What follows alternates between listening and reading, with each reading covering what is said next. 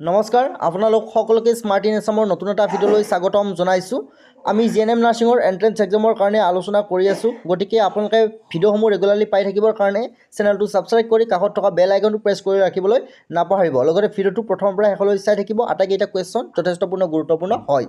লগতে আপোনালোকে যদি নাৰ্ছৰ সপোন পুহি ৰাখিছে, আপোনালোকে জিএনএম নাৰ্ছিঙৰ এণ্ট্ৰেন্স এক্সাম দিব লাগিব আৰু এই এণ্ট্ৰেন্স এক্সামৰ জৰিয়তে আপোনালোকে চিটটো লাভ কৰিব। গতিকে এণ্ট্ৰেন্স এক্সামৰ কাৰণে আপোনালোকে এইখন গাইডবুকৰ জৰিয়তে প্ৰিপাৰেশ্যন কৰিব পাৰিব। সম্পূৰ্ণ চিলেবাছৰ ওপৰত ভিত্তি কৰি প্ৰস্তুত কৰা হৈছে। ইয়াতে আপোনালোকে ইংলিছ, ছায়েন্স, মেথমেটিক্স এই তিনিওটা বিষয়ৰ সম্পূৰ্ণ কুৱেশ্যন এনচাৰ লাভ কৰিব। এইখন গাইডবুকৰ জৰিয়তে আপোনালোকে জিএনএম নাৰ্ছিং এণ্ট্ৰেন্স এক্সামত খুব ভাল এটা মাৰ্কছ স্ক'ৰ কৰিব পাৰিব। গতিকে যিসকলে এতিয়াও ডাউনলোড কৰি লোৱা নাই, ডাউনলোড কৰি ল'ব পাৰিব। যোৱা বছৰ এইখন গাইডবুকৰ পৰা 80%তকৈ অধিক কুৱেশ্যন এনচাৰ কমন আহিছে। 80%তকৈ অধিক কুৱেশ্যন এনচাৰ কমন আহিছে। গতিকে আপোনালোকে যদি জিএনএম নাৰ্ছিঙৰ এণ্ট্ৰেন্স এক্সামত অৱতীৰ্ণ হ'ম বুলি ভাবিছে, আপোনালোকে এইখন গাইডবুকৰ জৰিয়তে প্ৰিপাৰেশ্যন কৰিব পাৰিব, মোবাইলতে পঢ়িব পাৰিব। গতিকে যিসকলে ডাউনলোড কৰি লোৱা নাই, ডাউনলোড কৰি ল'ব পাৰিব। লিংক ডেছক্ৰিপশ্যন বক্সত দিয়া আছে, সেই লিংকত ক্লিক কৰি আপোনালোকে ডাউনলোড কৰি মোবাইলতে পঢ়িব পাৰিব। চ' বেছি পলম নকৰি ভিডিঅ'টো আৰম্ভ কৰিছোঁ। আজি ফাৰ্ষ্ট কুৱেশ্যন দিয়া আছে, পদাৰ্থৰ সূক্ষ্মতম কণাটোৰ নাম কি? অপশ্যন এ আছে পৰমাণু, বি আছে নিউটন, অপশ্যন চি আছে অণু আৰু অপশ্যন ডি আছে ফটন। তো ইয়াৰে কোনটো সূক্ষ্মতম কণা হয়? তো ইয়াৰ এনচাৰ হ'ব অপশ্যন চি অণু। অণু হৈছে আটাইতকৈ সূক্ষ্মতম কণা। আটাইতকৈ সূক্ষ্মতম কণা পদাৰ্থৰ অণু। তো নেক্সট কুৱেশ্যন দিয়া আছে, সাধাৰণ নিমখৰ ৰাসায়নিক নাম। অতি গুৰুত্বপূৰ্ণ কুৱেশ্যন হয়। সাধাৰণ নিমখৰ ৰাসায়নিক নাম হওক বা বেকিং ছ'ডাৰ ৰাসায়নিক নাম হওক, এনেকুৱা ধৰণৰ কুৱেশ্যন সুধি থাকে, তো ভালদৰে চাই ল'বা।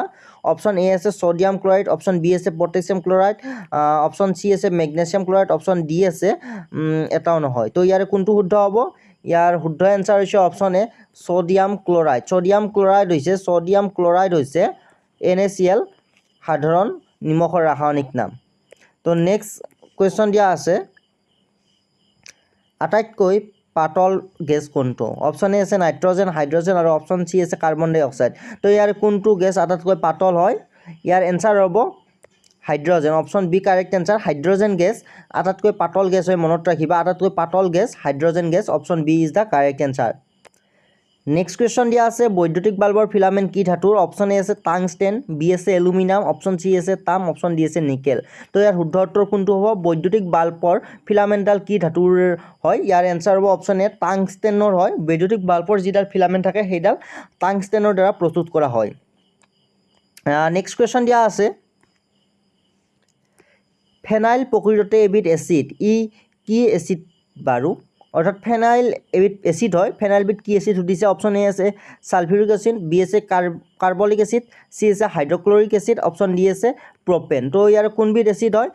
ফেনাইল সাধাৰণতে এবিধ এচিড আৰু ই কোনবিধ এচিড হয় সুধিছে। চ' অপশ্যন বি কাৰেক্ট এনচাৰ হ'ব কাৰ্বলিক এচিড।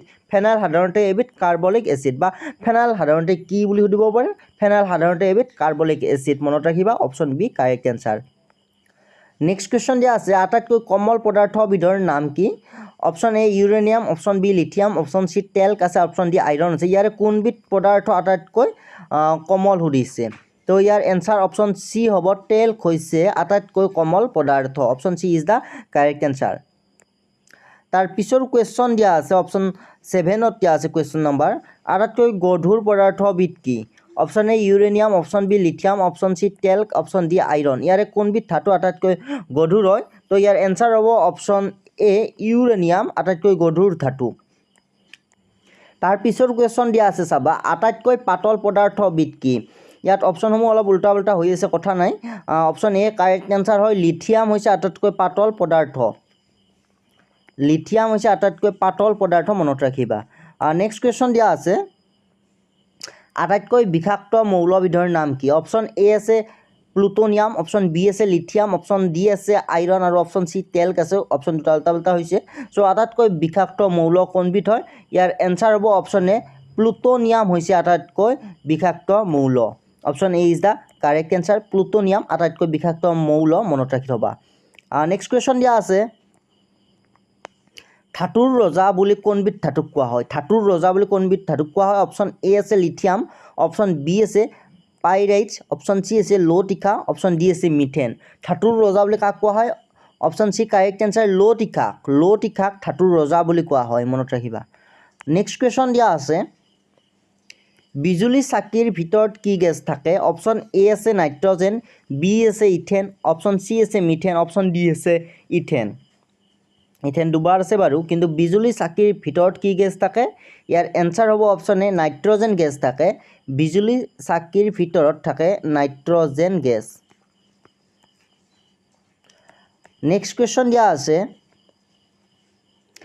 এটম শব্দটো গ্ৰীক ভাষাৰ এটম শব্দৰ পৰা আহিছে এই শব্দটোৰ অৰ্থ কি অৰ্থাৎ এটম শব্দটো গ্ৰীক ভাষাৰ এটমছৰ পৰা আহিছে এইটো মনত ৰাখি থবা ইয়াৰ অৰ্থ কি সুধিছে অপশ্যন এ আছে বিভাজ্যতা অপশ্যন বি আছে অবিভাজ্য আৰু অপশ্যন চি অসংখ্য অপশ্যন ডি বিন্যাস তো ইয়াৰ শুদ্ধ উত্তৰ হ'ব অপশ্যন বি অবিভাজ্য অৰ্থাৎ এটম শব্দৰ অৰ্থ হৈছে অবিভাজ্য যি বিভাজ্য নহয় নেক্সট কুৱেশ্যন দিয়া আছে ৰন্ধন গেছ কি গেছৰ সংমিশ্ৰণ অপশ্যন এ আছে প্ৰপেন আৰু নাইট্ৰজেন অপশ্যন বি আছে বিউটেন আৰু প্ৰপেন অপশ্যন চি দিয়া আছে অক্সিজেন আৰু হাইড্ৰজেন অপশ্যন ডি আছে মিথেন আৰু বিউটেন ইয়াৰে কোনটো সংমিশ্ৰণ ৰন্ধন গেছৰ হয় ইয়াৰ শুদ্ধ উত্তৰ হ'ব অপশ্যন বি বিউটেন আৰু প্ৰপেন ৰন্ধন গেছৰ সংমিশ্ৰণ হৈছে অৰ্থাৎ ৰন্ধন গেছত কি গেছ থাকে সেই গেছৰ সংমিশ্ৰণ হৈছে বিউটেন আৰু প্ৰপেনৰ সংমিশ্ৰণ থাকে ৰন্ধন গেছত option B correct answer next question দিয়া আছে ছদা পানীত কি এচিড থাকে অপশ্যন এ আছে ছালফিউৰিক এচিড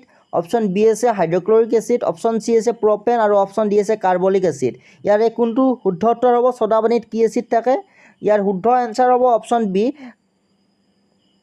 অপশ্যন ডি হয় একচুৱেলি কাৰ্বলিক এচিড থাকে ছদা পানীত কাৰ্বলিক এচিড থাকে মনত ৰাখি থবা ছদা পানীত কি এচিড থাকে ছদা পানীত কাৰ্বলিক এচিড থাকে নেক্সট কুৱেশ্যন দিয়া আছে লাফিং গেছৰ ৰাসায়নিক নাম কি অপশ্যন এ আছে ছডিয়াম ক্লৰাইড অপশ্যন বি আছে পটাছিয়াম ক্লৰাইড অপশ্যন চি আছে মেগনেছিয়াম ক্লৰাইড অপশ্যন ডি আছে নাইট্ৰাছ এচিড তো ইয়াৰ শুদ্ধ এনচাৰ কি হ'ব ইয়াৰ শুদ্ধ এনচাৰ হৈছে অপশ্যন ডি নাইট্ৰাছ এচিড হৈছে লাফিং গেছৰ ৰাসায়নিক নাম তো মনত ৰাখি থবা লাফিং গেছৰ ৰাসায়নিক নাম কি লাফিং গেছৰ ৰাসায়নিক নাম হৈছে nitrous acid option D is the correct answer